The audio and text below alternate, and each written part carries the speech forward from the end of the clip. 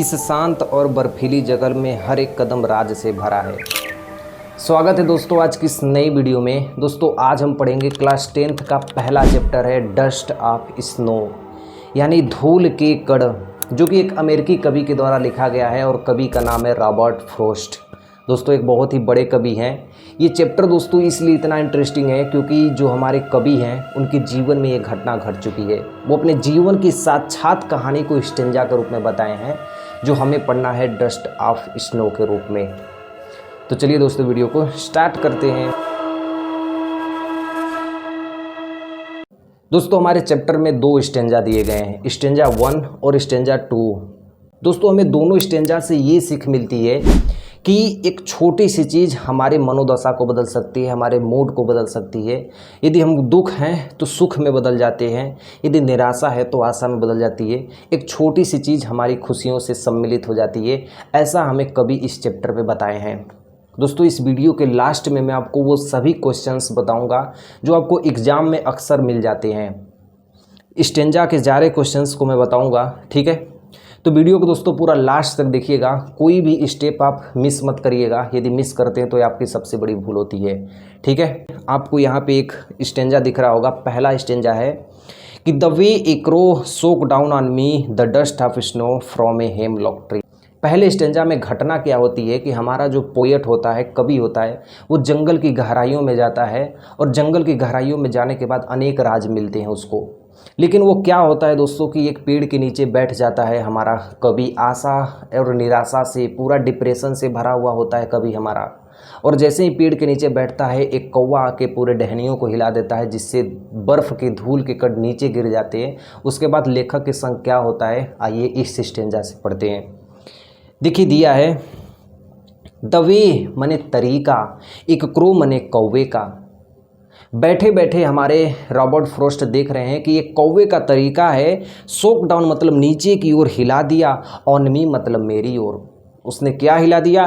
The dust of snow, dust मने धूल के कण, स्नो मने बर्फ़ की, कि बर्फ़ के धूल के कण, बर्फ़ के धूल के कण छोटे छोटे सफ़ेद सफ़ेद जैसे होते हैं। उस कौवे ने हिला दिया बर्फ़ के धूल के कण को। फ्रॉम मने से, ए हेमलॉक ट्री मतलब एक सफ़ेद वृक्ष का जहरीले पेड़ से, सफ़ेद फूलों वाला जहरीला पेड़ हेमलॉक ट्री। कवि बता रहे हैं कि मैं एक जगह बैठा हुआ था और एक कौवा आया और एक उसने टहनियों को हिला दिया, जिस टहनियों पे बर्फ़ की धूल जमी हुई थी, और उस धूल के कण को उस हेमलॉक ट्री से गिराया, यानी जो सफ़ेद वृक्ष का सबसे जहरीला पेड़ होता है उस पेड़ से गिराया। और वो जो बर्फ़ के धूल के कण है वो आके मेरे ऊपर क्या हो गए, बैठ गए। इस स्टेंजा में दोस्तों हमें यही कवि बताए हैं। अब इसके बाद जो अगली स्टेंजा है इसमें सारी चीज़ें आपको स्पष्ट हो जाएंगी कि आखिर इस कहानी का मतलब क्या है। देखिए दूसरा स्टेंजा क्या है, has given my heart a change of mood and saved some part of a day I had rued.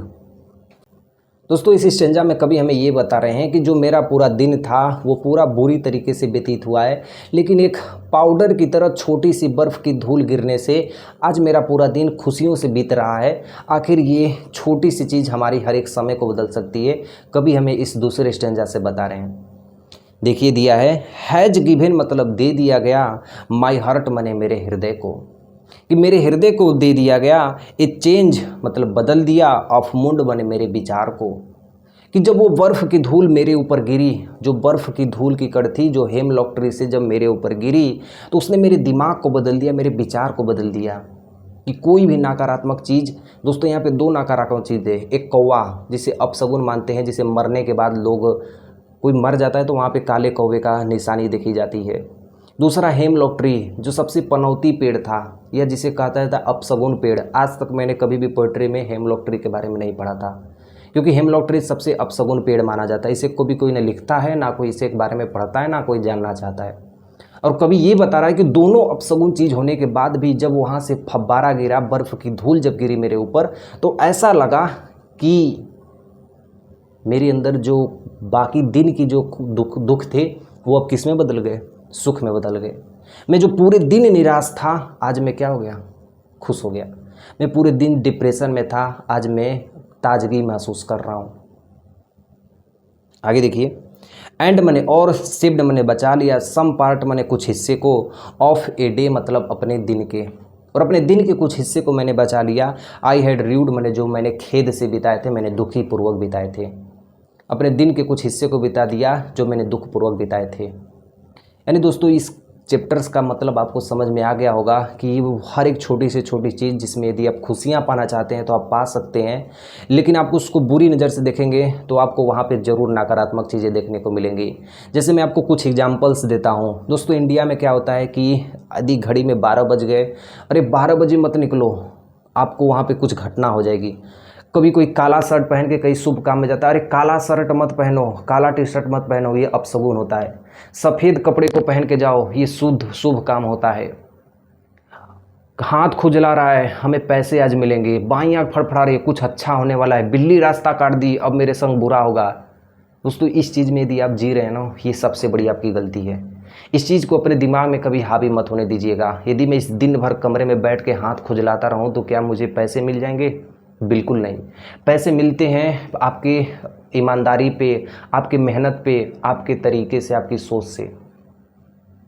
दोस्तों यही चीज़ मैं आपको समझाना चाहता हूँ कि वो हर एक छोटी सी छोटी खुशियाँ जिसमें आप अच्छी चीज़ों को पा सकते हैं।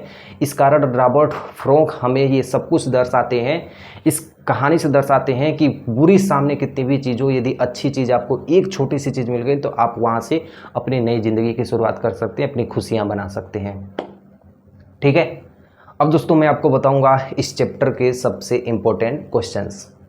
और ये स्टेंजा मैंने दोनों कैसे आपको बताया, एक बार कमेंट में बता देना यार। सुधांशु भैया, मेरा नाम है सुधांशु, ठीक है। और आप ही लोग को चैनल सब्सक्राइब करना है और आपको दोस्तों को भी भेजना है, ये काम आपका है, ठीक है। हम बात करते हैं दोस्तों अपने पहले स्टेंजा के कुछ इंपॉर्टेंट क्वेश्चंस। जैसे देखिए पहले स्टेंजा का पहला क्वेश्चन मैं आपको बता रहा हूँ जो इसी स्टेंजा से रिलेटेड रहेंगे। जैसे देखिए, what is the name of poet of this lesson? इस कविता के कवि का क्या नाम है? तो इसका आंसर होगा the name of the poet is Robert Frost, यानी इस कविता के जो कवि हैं उनका नाम रॉबर्ट फ्रॉस्ट है। दूसरा क्वेश्चन देखिए, what does the hemlock tree signify? Signify माने दर्शाता है। व्हाट डज माने क्या, द हेमलॉक ट्री माने जो सफ़ेद फूल वाला जो जहरीला वृक्ष था वो हमें क्या दर्शाता है? तो इसका आंसर होगा द हेमलॉक ट्री सिग्निफाइज, मतलब जो वो सफ़ेद फूल वाला जहरीला पेड़ था, सिग्निफाइज माने हमें दर्शाता है डेथ एंड फियर, माने मृत्यु और भय को। इतना खतरनाक वो पेड़ था दोस्तों, मैंने अपने जीवन भर में उस पेड़ के जैसा कोई भी नहीं देखा है। क्योंकि वो एक कहा जाता है ना, मनहूस पेड़ माना जाता है। आमतौर पे कहा जाता है ना कि निष्कलन जिसे कहा जाता है या मनहूस माना जाता है, जिसे देखने के बाद लगता है कि पूरा दिन खराब हो जाएगा, वैसे पेड़ को माना जाता है। तो वहाँ पे इसका आंसर होगा कि the hemlock tree signifies death and fear. It does not signify, यह ऐसा नहीं दर्शाया जाता है एनीथिंग पॉजिटिव, कि इससे कोई भी अच्छी चीज़ें हमें मिलेंगी। तीसरा क्वेश्चन देखिए, how has the dust of snow affected the poet? यानी जो ये बर्फ़ के जो धूल के कण थे वो कवि को कैसे दर्शाते थे? तो इसका आंसर होगा द डस्ट ऑफ स्नो, यानी जो ये बर्फ़ के धूल के कण थे, चेंज माने बदल दिए, पोएट्स मूड माने कवि के मनोविचार को, फ्रॉम बैड टू गुड माने बुरे से अच्छा। इसका आंसर होगा कि जो कवि डस्ट ऑफ स्नो, जो बर्फ़ के धूल के कण थे, उसे देखने के बाद उसके जो बुरे समय थे वो अब अच्छे में बदल गए, ठीक है। अगला क्वेश्चन देखिए, where did the crow sit, what did he do? वह कौवा कहाँ बैठा हुआ था और उसने क्या किया? तो इसका आंसर होगा the crow was sitting on the hemlock tree, यानी जो कौवा बैठा हुआ था वो सफ़ेद फूल वाले जहरीले पेड़ पे बैठा हुआ था, और ही स्टूक द ट्री, उसने पेड़ को हिलाया, and ice fell from it, और जो बर्फ़ थी वो नीचे गिर गई। जो क्वेश्चन पूछा जाता है हमें वही आंसर्स देने होते हैं, ठीक है। अब हम चलते अपने पाँचवें क्वेश्चन की ओर। दिया है under which tree was poet sitting, मतलब कौन से पेड़ के नीचे हमारे कवि बैठे हुए थे? तो इसका बड़ा सिंपल सा आंसर होगा कि the poet was under the hemlock tree, यानी जो हमारे कवि थे वो बैठे हुए थे हेमलॉक ट्री के नीचे। तो ये 5 क्वेश्चन है दोस्तों जो आपको स्टेंजा 1 में याद करनी है। तो ये रहे दोस्तों, ये वही क्वेश्चन आंसर है जो आप यदि लिख लेते हैं तो आपको एग्जाम्स के लिए बहुत ही ज़्यादा हेल्पफुल देंगे। दोस्तों यदि आप इस चैप्टर के सेंट्रल आइडिया को पढ़ना चाहते हैं तो लिंक आपको डिस्क्रिप्शन में मिल जाएगी, जाके इस वीडियो को देख लीजिए, ठीक है। और यार कमेंट करो ना यार, वीडियो को लोगों को शेयर करो, अपने दोस्तों को शेयर करो और चैनल को सब्सक्राइब करो यार। आप ही को करना है सब्सक्राइब, आप ही को शेयर करना है, ठीक है। और कोई भी दिक्कत होती है, कोई भी चैप्टर्स आपको समझ में नहीं आते हैं, मुझे वो कमेंट करिए, मैं उसे 24 घंटे के अंदर आपको रिप्लाई देने की कोशिश करूँगा, ठीक है। मिलता हूँ आपको नेक्स्ट वीडियो में, तब तक के लिए जय।